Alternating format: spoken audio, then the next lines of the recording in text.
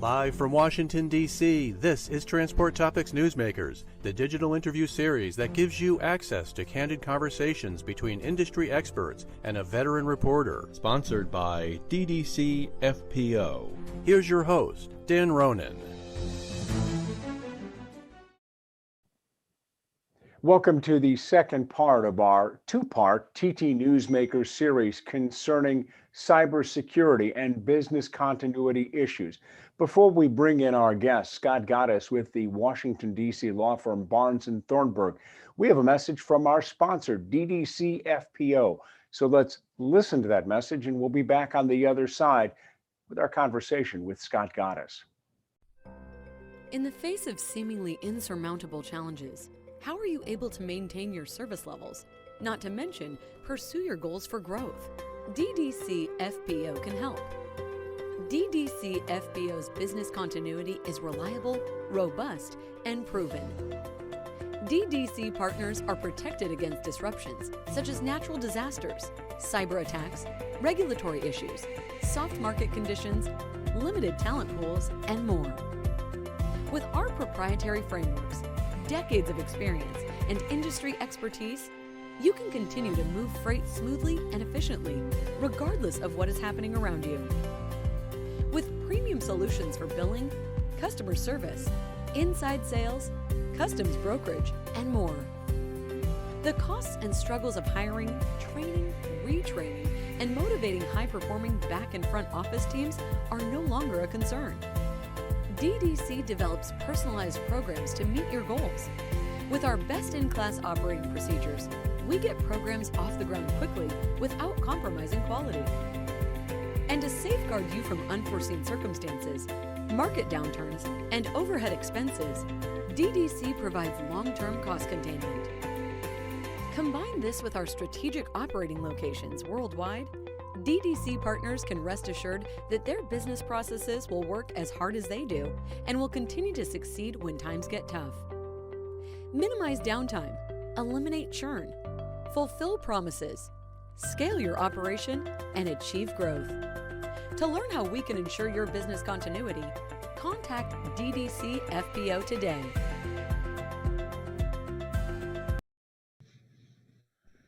Now let's bring in Scott Goddess. He's a Washington, D.C. based attorney and partner with the law firm Barnes & Thornburg. He is a noted specialist when it comes to the issues of insurance and cybersecurity related issues.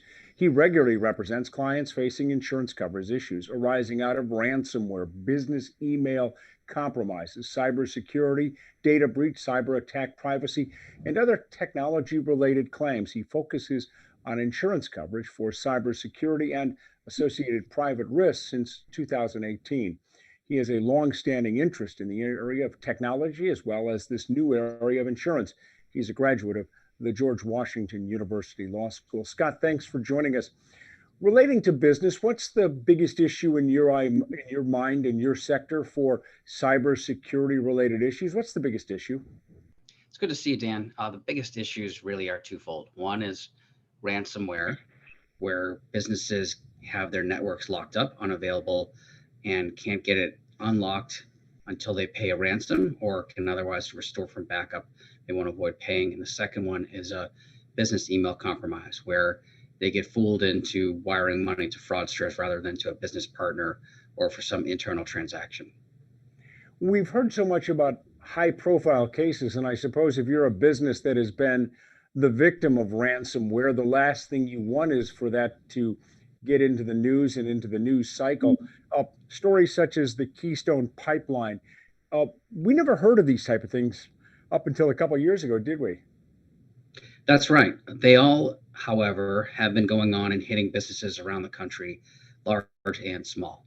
And I've worked with companies, again, from the smallest to the largest, that have been hit with ransomware, that have been in the space of large-scale manufacturers, other kinds of businesses, even businesses that are opening up cabins in the great Northwest and flushing out septic systems. And they got hit with ransomware right before Memorial Day weekend, the exact period of time where they didn't want to get hit.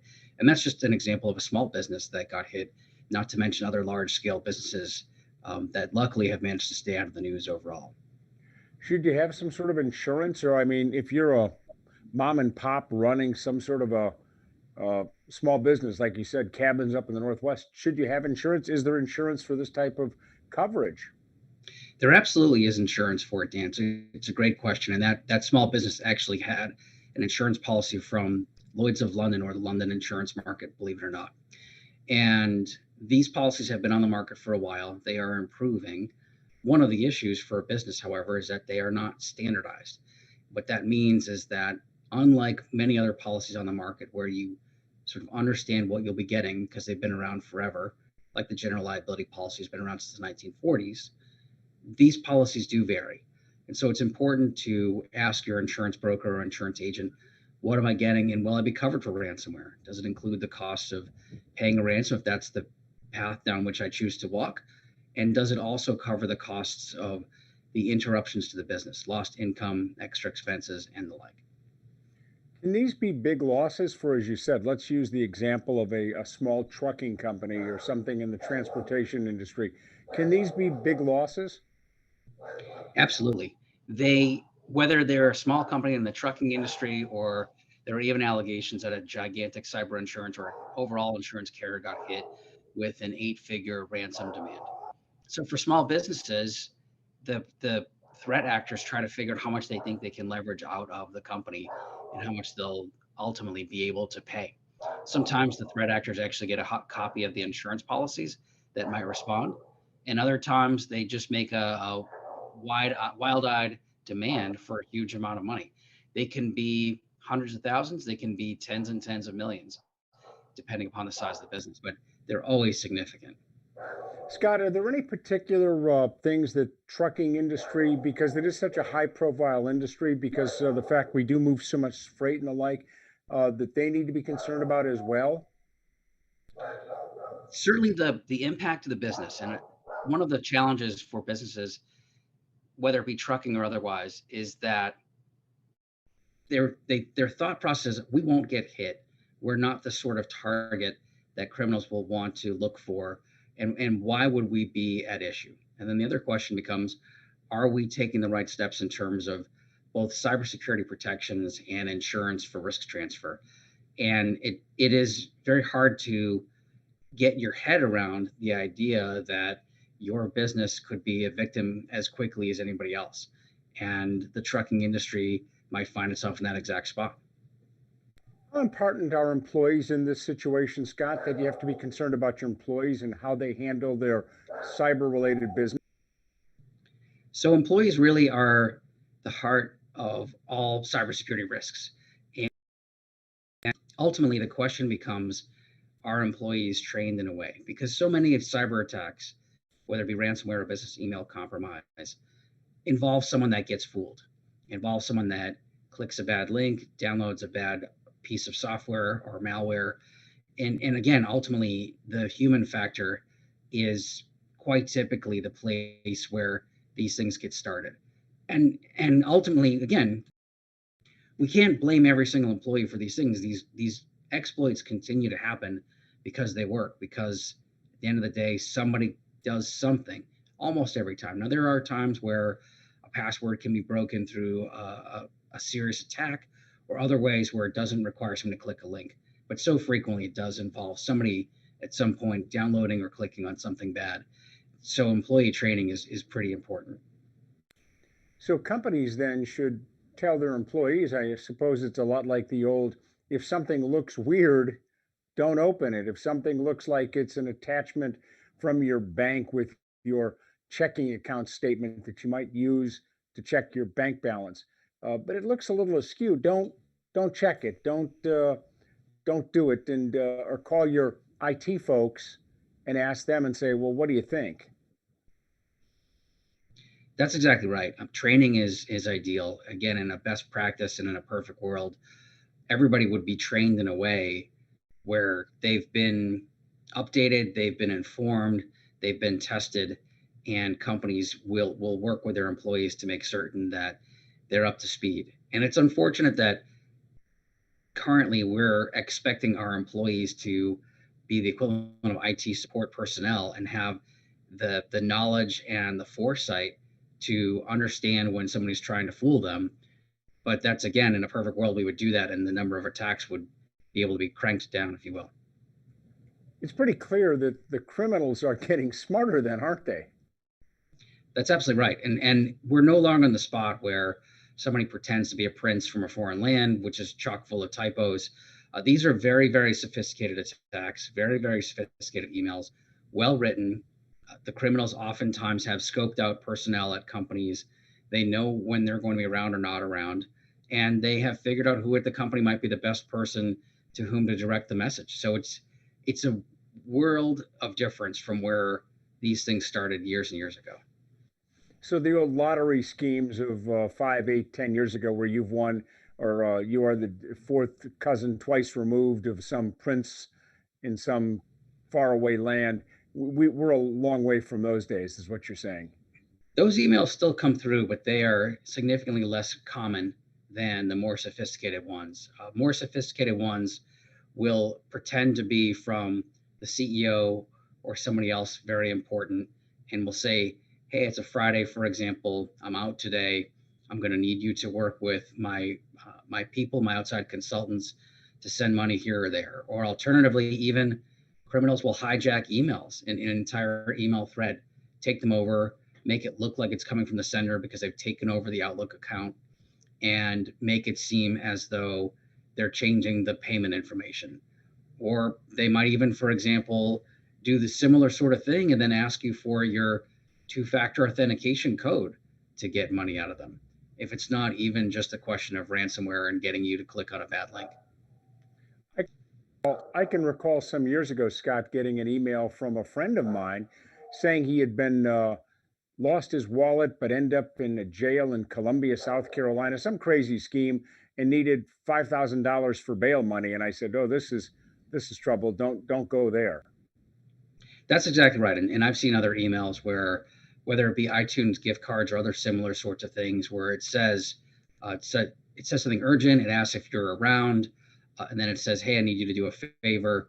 I know of somebody that got an email that actually looked like it came from me, and said that I'm going to need you to get a bunch of iTunes gift cards to send out for client gifts. Can you run down and get some and send them out?" And so he got the first email or two and thought it came from me. Then, before he took any action, he stepped back and said, "This seems unusual, seems pretty strange." Looked at the details of the email and recognized it was a complete scam. But again, well done. It had my information in there, and somehow got my email details, and started to send somebody sophisticated down the wrong path. It would seem then too, because you're a pretty high profile guy in this area, that even if someone like you can be a potential victim, almost anyone then can be a victim in this area, Scott. That's right. I mean, people high level and lower profile can all be fooled, and all have their information used. And so it was a circumstance where somebody took my information and tried to fool somebody else. Again, it was a sophisticated person. Didn't ultimately go for it, but there was a step or two in between where it seemed odd, and it's not unusual. I've seen multiple emails where the information of high level people, important people, is used to trip people up and to fool them. And whether, again, it be the managing partner of a law firm, whether it be the CEO of a business, whether it be the CFO, things along those lines, they happen all the time. You know, a lot of companies, Scott, offer certain identity theft type of $1 million packages for $29 a month. You know where I'm going with this. Are Mhm. those things that individuals should be getting? And can those type of policies, those type of packages can be made into the corporate world as well? So maybe you need more than a million, maybe you need 10 million or 15 million, but are those the type of things you would recommend looking into? Sure. So we've worked with companies that sell that sort of product in terms of dealing with claims, and then thinking about more of a corporate cyber insurance or crime insurance policy. Those typically would be the places that you would look for losses of this nature. If there's a company that gets swindled into sending money, in a perfect world, the cyber insurance and crime insurance policies provide coverage. You don't necessarily need identity theft. Identity theft insurance sometimes can kick in. We've had a corporate claim where it was a family office got hit with something, and ultimately, after some discussion, the identity theft insurance provider also provided some coverage there. But for corporations and corporate clients, looking to cyber and crime insurance is a good place to start. For individuals thinking about, do they have the right coverages in place or any coverages in place, sometimes through homeowners policies, sometimes through identity theft packages, or sometimes through just taking steps that won't replace the money, but might do things to help you out, like locking up and freezing your credit and credit files can be helpful to help prevent the losses in the first place. Scott, let's come back to this issue of employees because I think that's important. I would imagine then that this cybersecurity type of training is something you recommend for all companies then and have policies and procedures in place that sort of spell out what people should do if they do see something that looks weird or something that just looks slightly odd. That's exactly right. Again, training to prevent these sorts of things from happening is a best practice, if you will. It's a good step to get people aware. People typically don't understand how these things happen, or they think, oh, well, if it does happen, how bad could it be? Well, the problem becomes, unless you've gone through it once, virtually nobody understands how bad it can be. So training, setting up some kind of hotline, asking people to send an email to the IT department to check out messages that seem strange, or even having something set up through your email program that allows you to click phishing link, or report spam or report potential malicious message.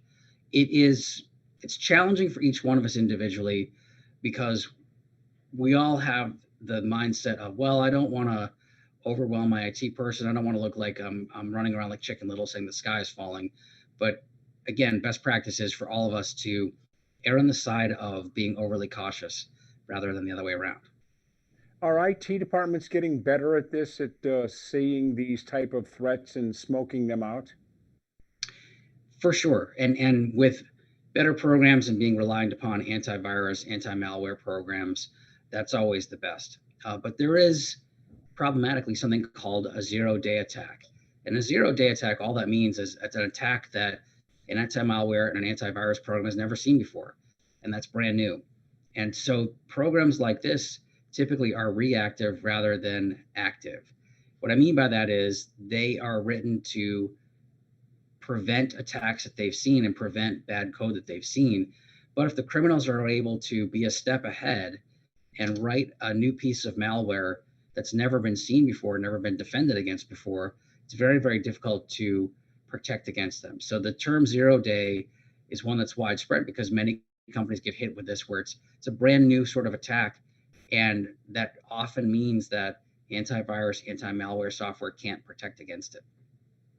Scott, explain what happens when sometimes some sort of malicious code gets entered into a company's computer system and it sits there for a while. It doesn't do anything, it just germinates and then pops up to life. How does that work?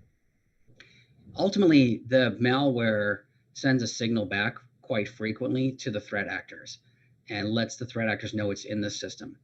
And then what happens pretty frequently and pretty regularly is that the threat actors figure out how can they move across the network. They explore the network, try to figure out where sensitive information is being held, try to figure out what they could lock up and what they could do to really impact the company.